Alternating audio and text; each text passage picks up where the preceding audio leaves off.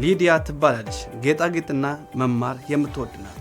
ለብዙ ዓመታት አይነ ስውር ናት። እርሶን ልትተዋወቆት እና ልታናግሮት ትፈልጋለች።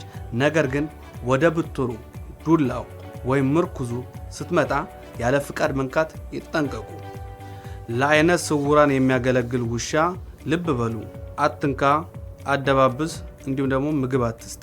የአይነ ስውራን የሚያገለግል ውሻ ስራ ላይ ነውና መጨነቅ የለበትም፣ እንዳትረብሹት። አይነ ስውርን እንዳያስደነግጡ።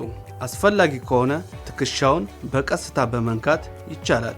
በስም እና በአቋም ራስዎን ያስተዋውቁ እና ምን እንደሚሆን ያብራሩለት። ሰውን ያለ ማስጠንቀቂያ አይጎትቱት። መሄድ እንዳለቦት ያስረዱት እና እንዴት አብራችሁ እንደምትሄዱ ጠይቁት።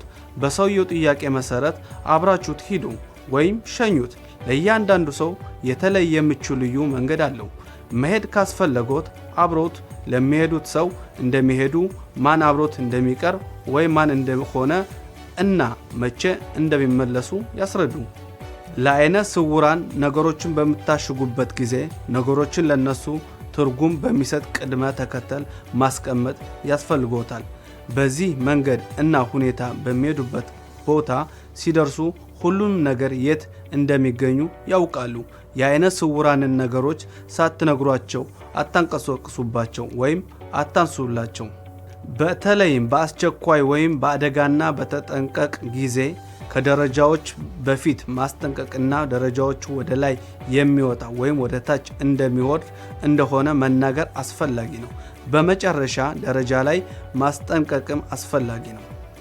ማየት የተሳነውን ሰው ሳታስተዋውቀው በአዲስ ቦታ ወይም በማያውቀው አዲስ ቦታ ላይ ብቻውን አትተው።